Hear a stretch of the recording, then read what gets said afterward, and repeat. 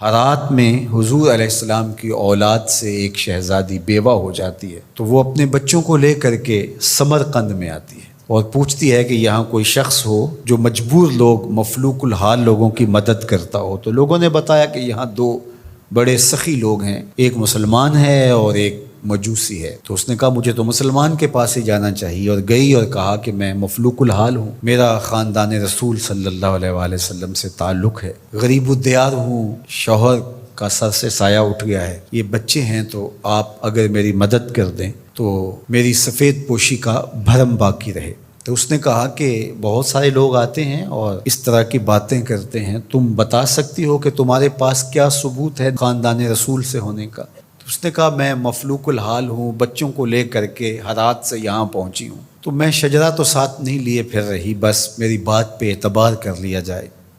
اس نے کہا کہ میں تیری بات پہ اعتبار نہیں کر سکتا۔ خیر وہ وہاں سے اٹھی اور اس مجوسی کے پاس چلی گئی اور اس کو جا کے بتایا کہ مفلوق الحال ہوں، یہ میرے چھوٹے یتیم بچے ہیں، میں رسول کریم صلی اللہ علیہ وآلہ وسلم کی اولاد سے ہوں، تو آپ اگر میری مدد کر دیں۔ تو اس نے انتظام کر دیا ایک چھوٹے سے گھر کا، اور جو ضروریات کی چیزیں تھیں وہ بہم پہنچا دی۔ یہ بھی سو گیا اور وہ مسلمان تاجر بھی سو گیا۔ ابن جوزی لکھتے ہیں کہ جب رات ہوئی تو اس مسلمان تاجر نے، سخی نے، خواب میں جنت کے منظر کو دیکھا کہ ایک خوبصورت محل ہے جس کے پاس حضور نبی رحمت صلی اللہ علیہ وآلہ وسلم کھڑے ہیں۔ تو یہ آگے شوق سے بھرا اور کہا حضور یہ محل اگر آپ مجھے عطا کر دیں۔ تو فرمایا یہ ایک مسلمان کا ہے۔ تو کہا میں بھی تو مسلمان ہوں۔ فرمایا تیرے مسلمان ہونے کا ثبوت کیا ہے؟ آنکھیں کھل گئیں، ماضی کا سارا قصہ ذہن میں تازہ ہو گیا، اور وہ جو لفظ کہے تھے کہ تیرے سیدہ ہونے کا ثبوت کیا ہے، وہ لفظ احساس پہ ہتھوڑے برسانے لگے اور نکال دیا گیا دربار رسالت سے۔ صبح ہوئی تو ڈھونڈتا پھرتا ہے کہ کل یہاں کوئی سید زادی اپنے بچوں کو لے کر کے آئی تھی، کسی کو پتہ ہو تو لوگوں نے بتایا کہ وہ فلاں مجوسی ساہوکار اور سخی جو ہے اس کے پاس ہے۔ تو وہ گیا اور دروازہ کھٹکھٹایا اور قدرے غسیلے انداز میں کہنے لگا کہ ہمارے نبی کی بیٹی ہے اور آپ کو حق نہیں پہنچتا ہے، ان کی خدمت ہمارا ہی حق ہے، بلکہ کہا 300 دینار لے لو اور جلدی کرو ہمارے سپرد کر دو۔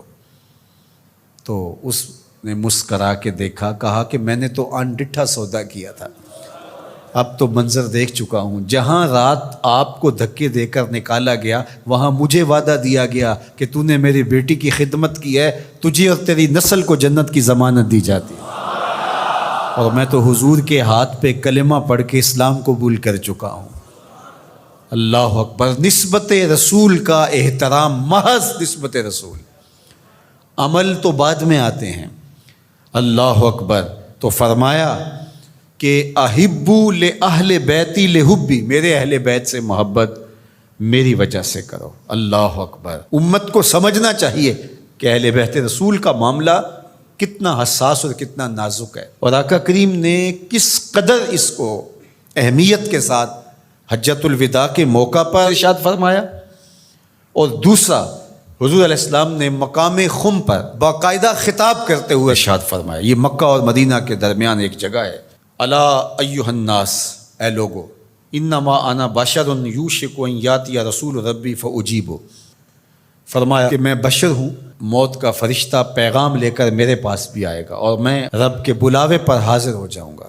وانا تارک فیکم ثقلین، لیکن تمہیں تنہا اور لاوارث نہیں چھوڑ کے جا رہا، تمہارے اندر دو بھاری چیزیں چھوڑ کے جا رہا ہوں، جس کو میرے حضور بھی بھاری کہیں وہ کتنی بھاری ہوگی۔ اولہما کتاب اللہ، ان میں سے پہلی چیز کتاب اللہ، اللہ کی کتاب، فیہ الہدی والنور فخذوا بکتاب اللہ واستمسکوا بہ، اس میں ہدایت ہے، اس میں روشنی ہے، بس اللہ کی کتاب کو مضبوطی سے پکڑ لو اور اس کے ساتھ تمسک اختیار کر لو، جڑ جاؤ اس کے ساتھ، لپٹ جاؤ، چمٹ جاؤ اس کتاب کے ساتھ، اپنا ربط کبھی بھی قرآن سے ٹوٹنے نہ دینا، قرآن کے ساتھ اپنے تعلق باطن کو کبھی کمزور نہ ہونے دینا، اس کی تلاوت دن کے اجالوں میں رات کی تنہائیوں میں تمہارا معمول حیات رہے۔ فحث علی کتاب اللہ، حضور نے ابھارا لوگوں کو کتاب اللہ کے ساتھ جڑنے کے لیے، ورغب فیہ، اور ترغیب دی کہ اس کتاب سے وابستہ رہو، اس کتاب سے جڑو، اس کتاب کو کبھی نہ چھوڑنا۔ ثم قال، پھر ارشاد فرمایا،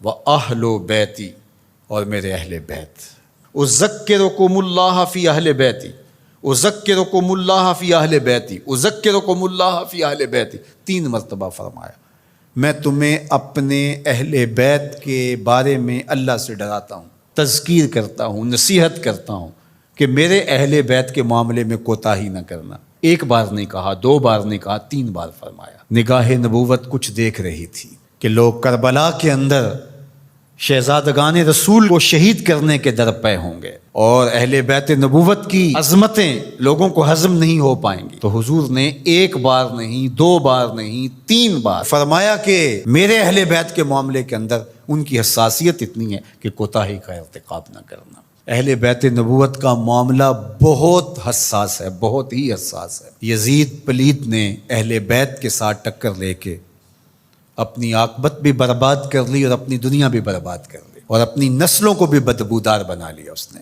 یزید کا نام بدی کا استعارہ بن گیا، دشنام سے بھی بدتر، گالی سے بھی بدتر یزید کا نام ہے۔ حضرت امام حسین رضی اللہ تعالیٰ عنہ حق کا استعارہ بن کے ابھرے، اور قیامت تک ان کا نام زندہ، روشن، سرخرو، کامیاب اور بامراد رہے گا۔ رہتی دنیا تک حسین کے نام کا جھنڈا اونچا ہی رہے گا۔ اہل بیت کے لیے دلوں میں محبت جو موجزن نہیں رکھتا سینے میں، اس کے سینے میں پتھر رکھا ہوا ہے، اس کے سینے میں کسی مومن کا دل نہیں رکھا ہوا۔ یہ پیار تو ہر وقت سلگتا ہے، لیکن جو ہی محرم کے ایام آتے ہیں تو پھر خوشبوئیں پھیلنا شروع ہو جاتی ہیں، اور ان کے لیے دل میں جو جذبات پیدا ہوتے ہیں، اللہ اکبر، ہماری 1000 جانیں تصدق ان کے قدموں سے لپٹی ہوئی خاک پر، دین کے جھنڈے کو جس طرح انہوں نے اونچا رکھا، سرخرو اور سر بلند کیا، قیامت تک یہ امت خراج پیش کرتی رہے گی، اور محبتوں کے نذرانے ان کی چوکھٹ پہ پیش کرتی